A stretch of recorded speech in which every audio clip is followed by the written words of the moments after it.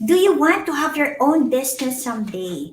Do you want to learn from successful people who have successfully transitioned their careers from being an employee to entrepreneur?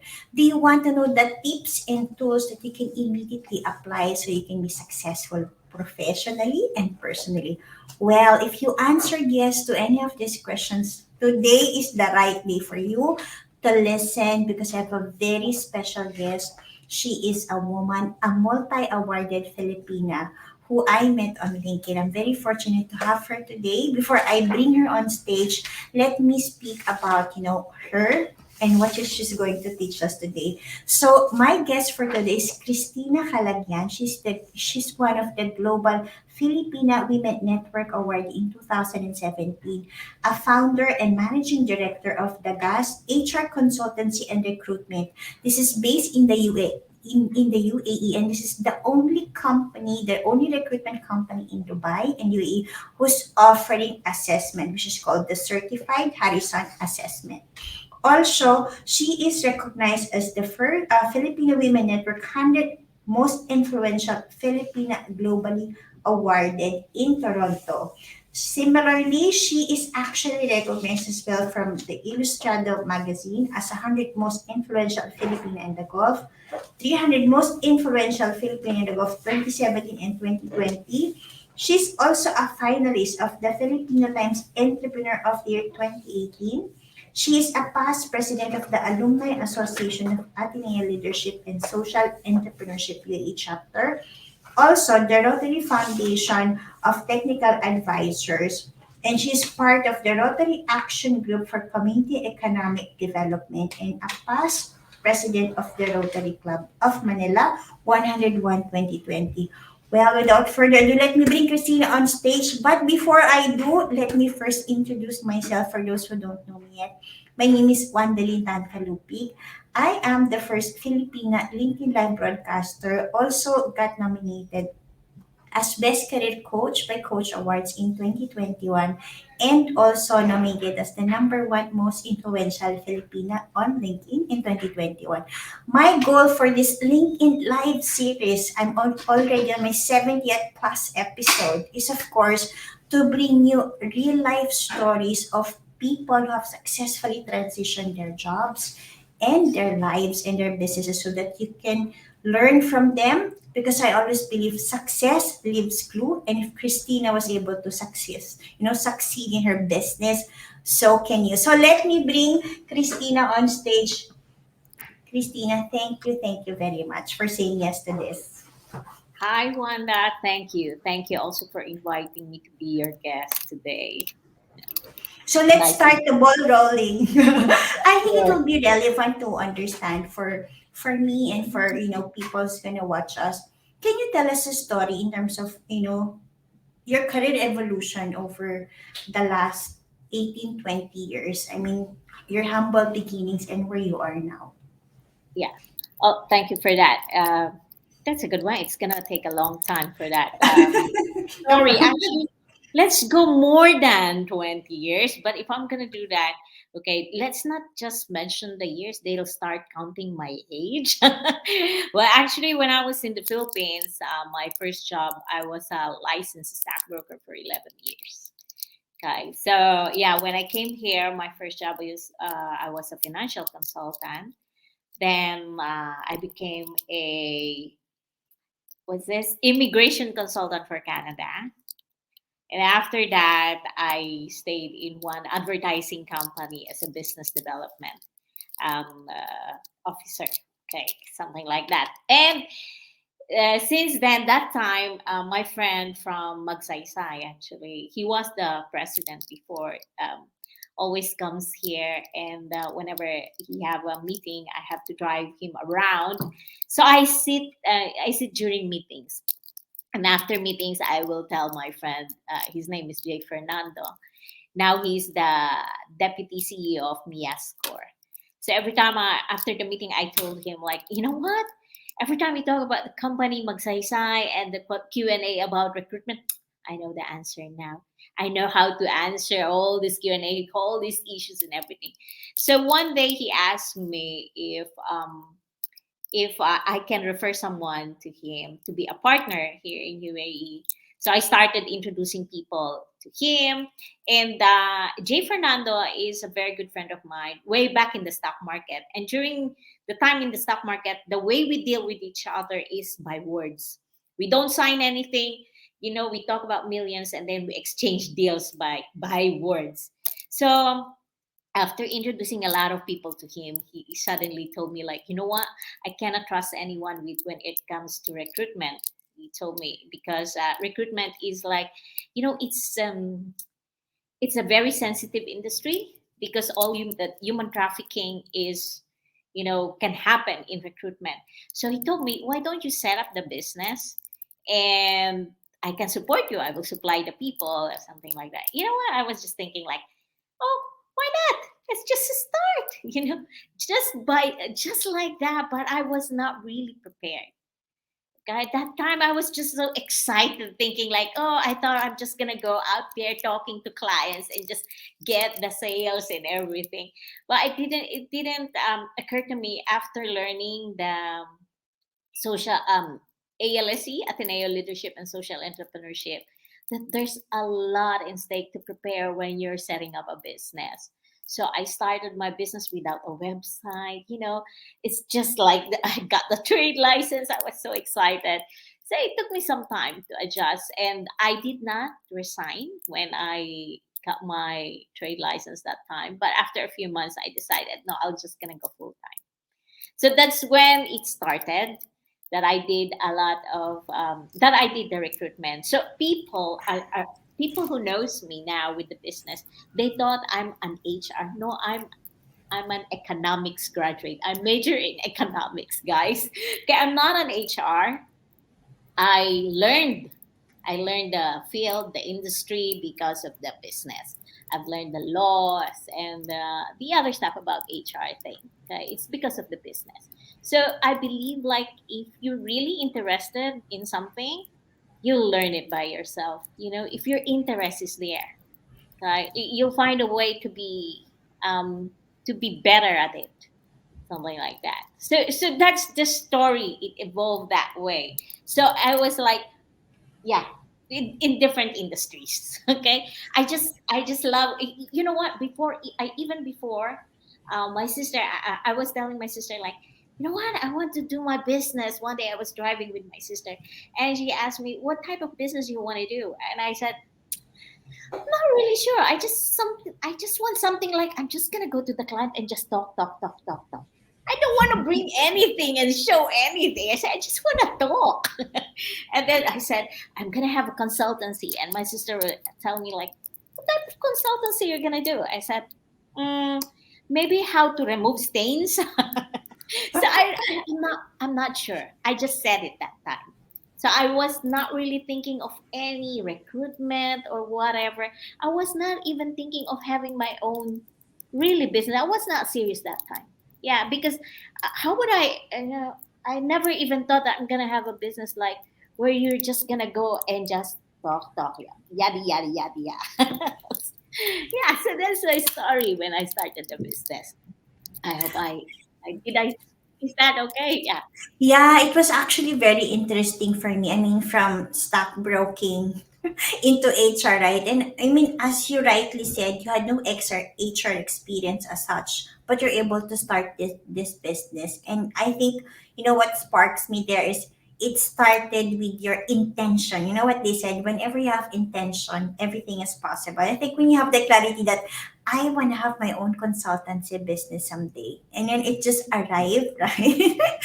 At the Yeah. right time, and I think with the right people, which actually leads me to the next question.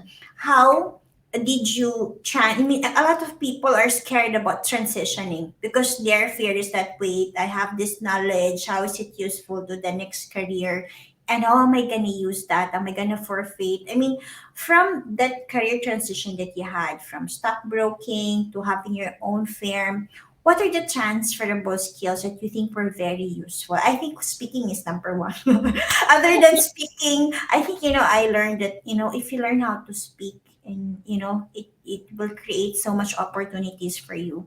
What do you think are those skills that were useful before that help you create this 18-year-old, 12-year-old plus business that you have? Well, the transferable skills that I can tell that I have, I'll be very confident about it. Is like, one is my sales skills, my negotiation skills, my interpersonal skills. I just love talking to people. I love meeting people. You One of the things that you cannot make me do is sit in the office and just stay in front of the computer. That I cannot do. I just love to go out. I was thinking, like, every single day that you go out, there's always an opportunity to meet someone, that you will learn from them.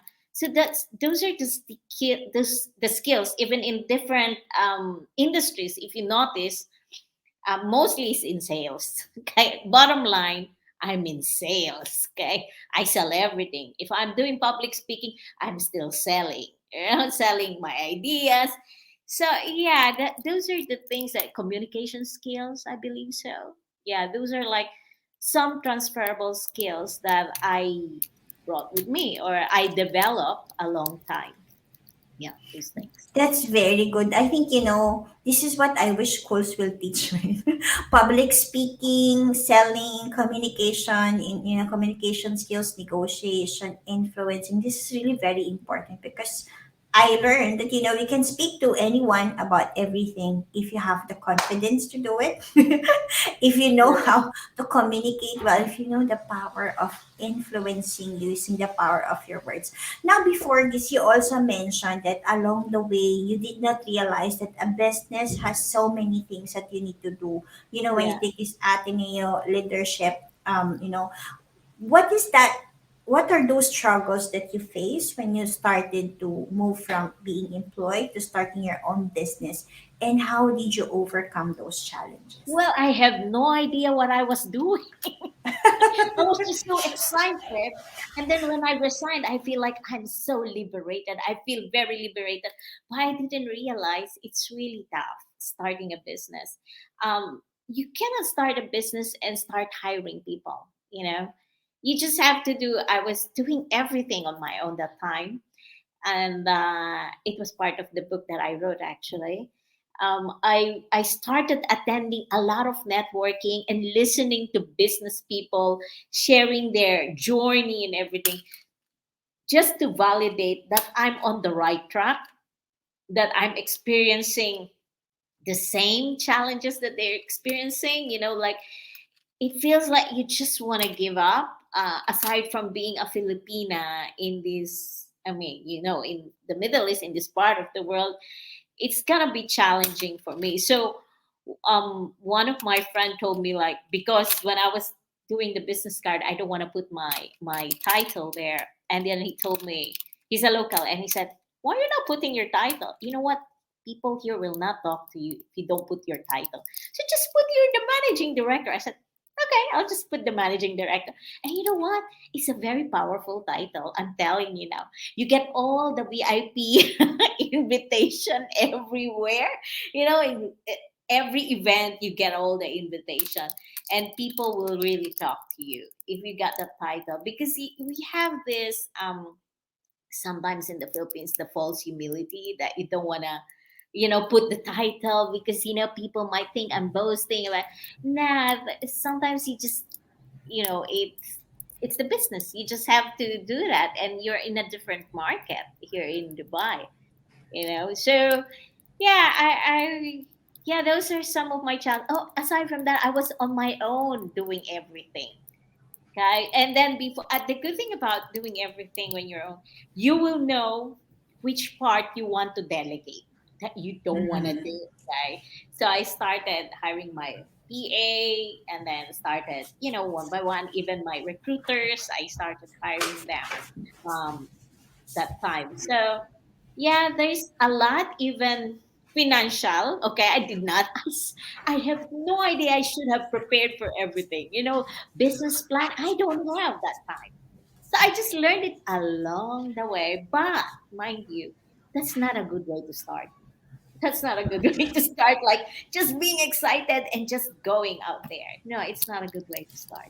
because I wasted a lot of like, I think I wasted a year developing my brand. I don't even have a logo or a brand or a website, a business at that time. I don't have.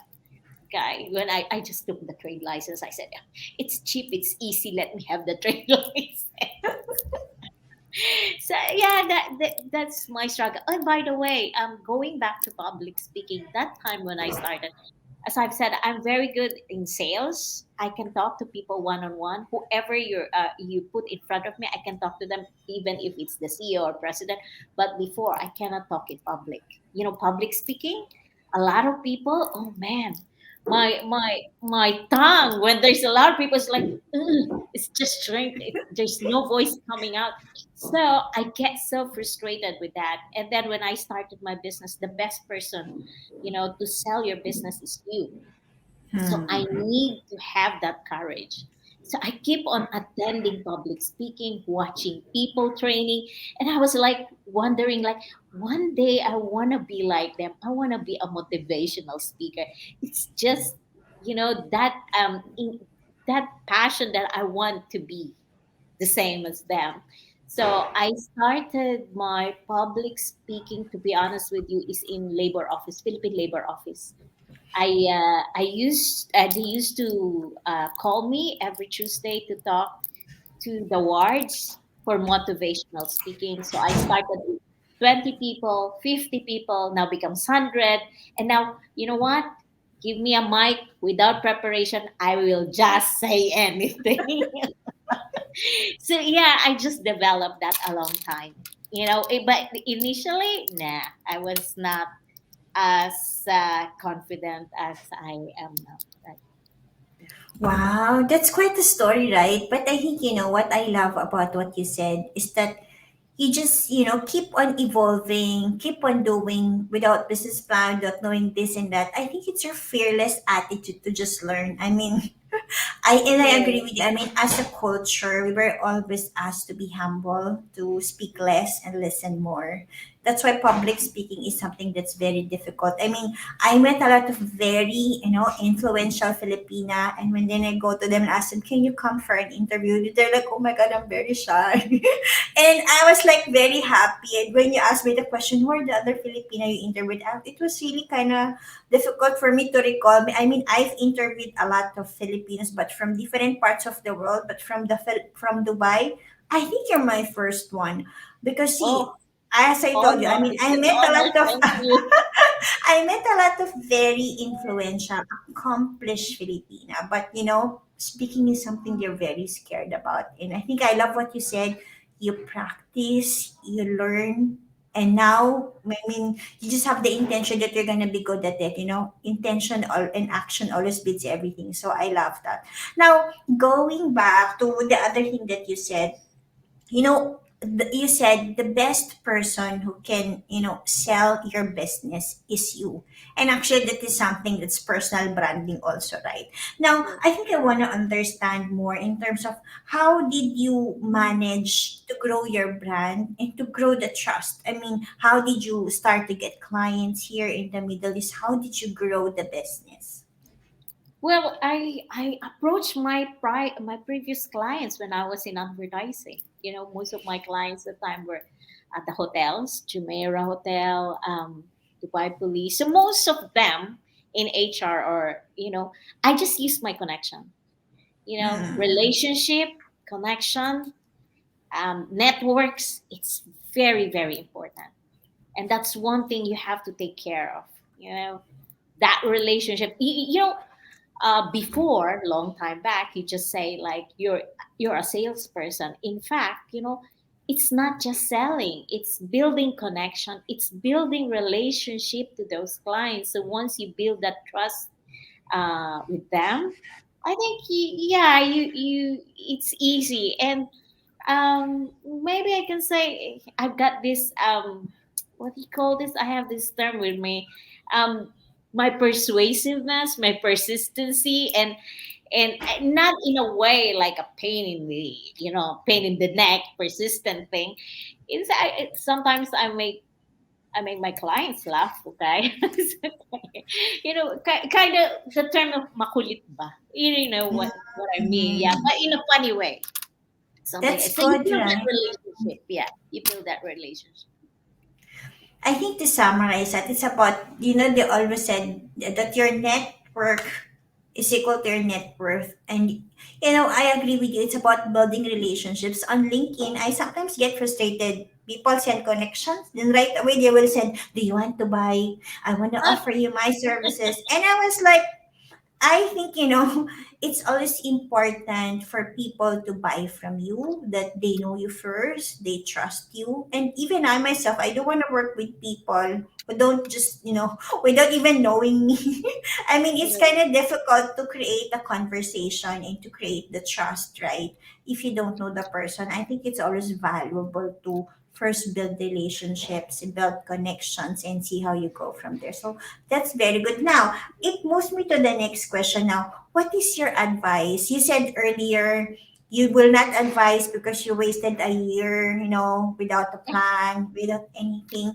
If you are to give an advice to your old self in terms of the changes that you want to make, can you tell me what is your advice? I mean, before you move from being employed to having your own business, what could you have done better to prepare and to be successful on an earlier stage? my advice to my old self, maybe when I was younger then. I don't know because okay, one of the things that I love doing is traveling. I traveled a Mm, lot, and it's like my nirvana whenever I do traveling, because for me traveling is education. Learning and being exposed to different cultures or different countries and people.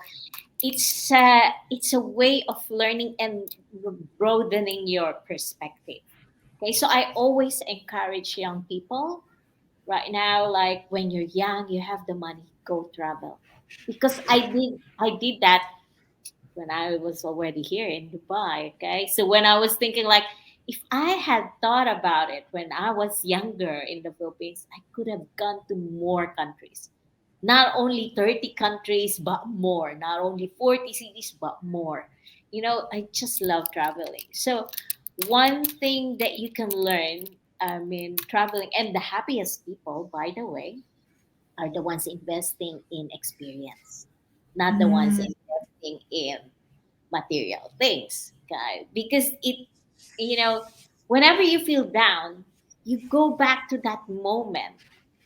When I'm traveling, you sit in the train and you see all the nice things, and it's one way of feeling gratitude, grateful for mm. what you have, the nice things that you see. So I always advise everyone, even my kids, my daughter, my son, like just travel. It's different. That's all. That's one thing I can say. I mean, if I was younger, I could have done that, and I could have, I should have not taken life so seriously. No one takes me seriously, just enjoy. Live your life to the fullest and just do whatever you want to do. Not really in a bad way, good way. Don't mind other people what they're gonna think about. Okay, it's you, it's your life, it's not theirs. That's all I can say. Yeah. I love that. I think your life is. I can feel the energy and the optimism. You just live your life. The way you wanted it. And as you said, traveling, right? I think Mhm. traveling has opened my eyes to many things. And I mean, I think the good thing about Dubai, it exposes you to a lot of nationalities Yeah. that you get to understand different type of culture, different type of personalities, and in the process of dealing with this kind of people, you get to build a different kind of personality that's required to thrive in a different environment. Now, my next question is, what is your advice for people who want to change career path? What do you think are the things they need to do so they can be successful in whatever chosen career that they wanted? Okay. First of all, you know, that's most of the questions I got from candidates or whenever I give talks, when we do the career management or career planning. So technically, if you want it very quick to find out what's good for you, is to get the assessment. Of course, that but we do a lot of Harrison assessment, and that's where we believe like it's more of behavioral. It will show like which preference you want, or what kind of work you will be most likely to be successful. But if you do not want that Harrison assessment, because you have to pay for that, okay, it's getting a coach is a good one, right? Because there's a guidance for that, right? You usually the coach will guide you on the next step of your career. You have guided questions and everything, right? So, but if you still don't want to have a coach, okay, you just have to know yourself. That's the Hmm. best thing. Know what you want, know what's best for you. Okay? Um it's for millennials, for the young people out there, okay? It's a struggle to have a candidate, young people, young candidates, I mean, because they keep on jumping from one career to another, keep on looking, finding which career is best for them. So if I were them, it's easy. The young people right now are more passionate. You know, they are very, very passionate with what they with everything that they do. Okay, Wanda, are you still there? You freeze. Hello. Okay. So should I continue?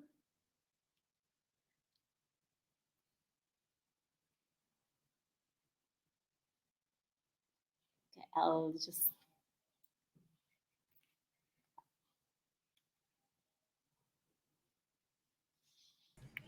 Christina, I'm sorry, these kind of things happen. Yeah, I in, know. in a digital environment, there are things we cannot stop.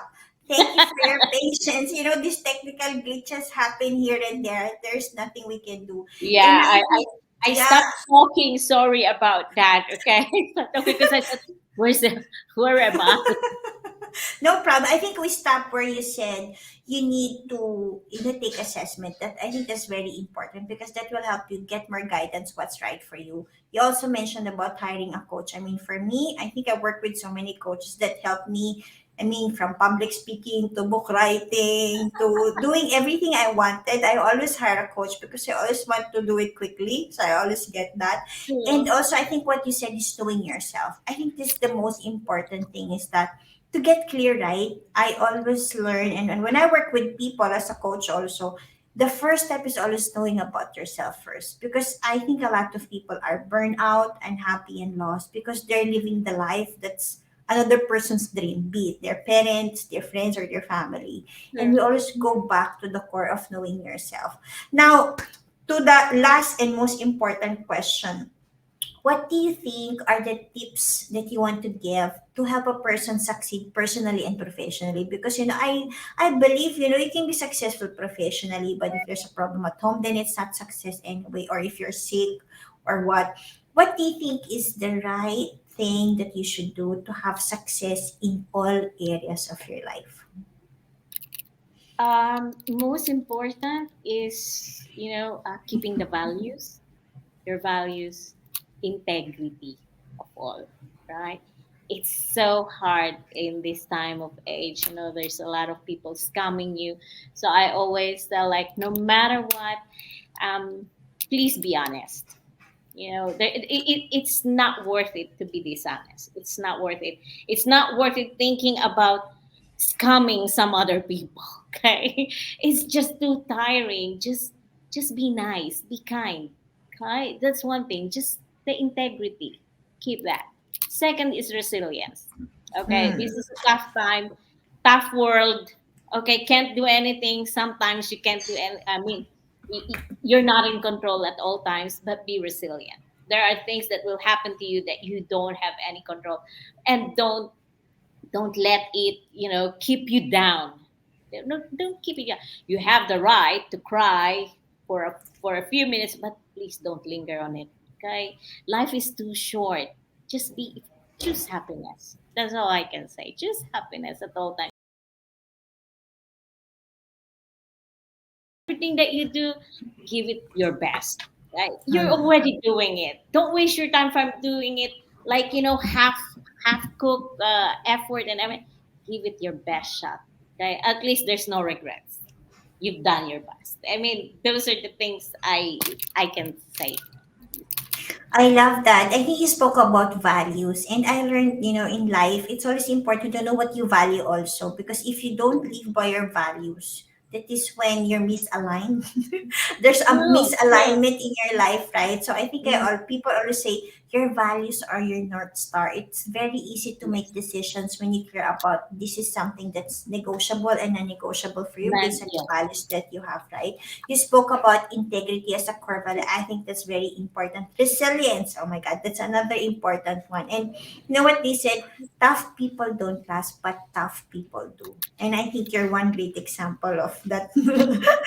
Tough people and kindness. Oh no, that's another thing. I think, I met many nationalities, and along the way, I will not remember how they look like or what's their position, but I will always remember how they treated me.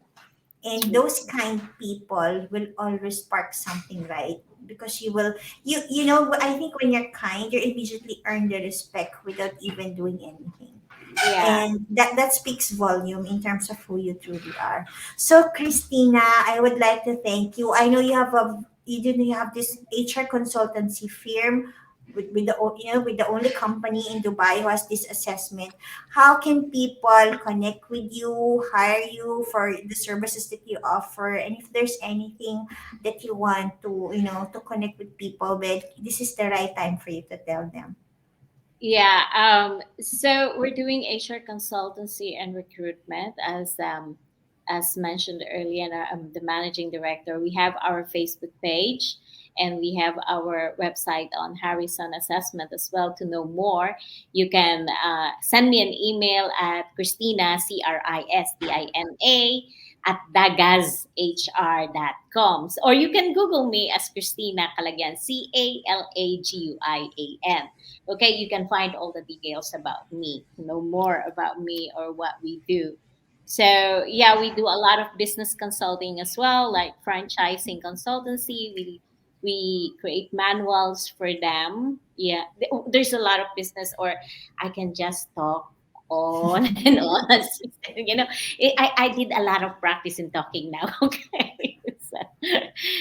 So yeah, you can connect with me, or ask me anything about careers, or any position that you want to apply for. We're also doing a lot of outsourcing for our client. We're hiring right now for associates. Usually we hire students for as an associate for part-time, something like that. So yeah, that's all I can say. And I would like to promote our book reading coming soon on April 30. And this is our book. It's available in Amazon, actually, and Muhammad bin Rashid Library. Some authors will be coming over here on April 30. Some more information you'll find in our Facebook page. Thank you, Wanda. And I'm sure Wanda will help me promote it. Of course, Christina, whatever I can do to help you, get the word across so this book can touch many more lives. Thank you, Christina. I will catch Thank you. with you on backstage. And for those of you who's watching us live or on replay, I hope I did learn a lot from Christina. I mean, her enthusiasm speaks volume of why she's very successful. I learned that if you have a positive energy, it will come back to you in multiple. So today would like to thank you for watching us live. Again, my name is Wandalin Tan Kalupig. If you want to achieve breakthrough in your career and in your life, I hope to support you through career coaching or through training for your organization. Please get in touch with me. And of course, for Christina, for any HR consultancy needs or anything that she can be support, please send her a message on LinkedIn. And we will also drop the link so you can get in touch with her. Thank you, Christina, Thank for your you. time. Thank God you for, bless you. yeah, thank you, and good evening. Bye. Bye.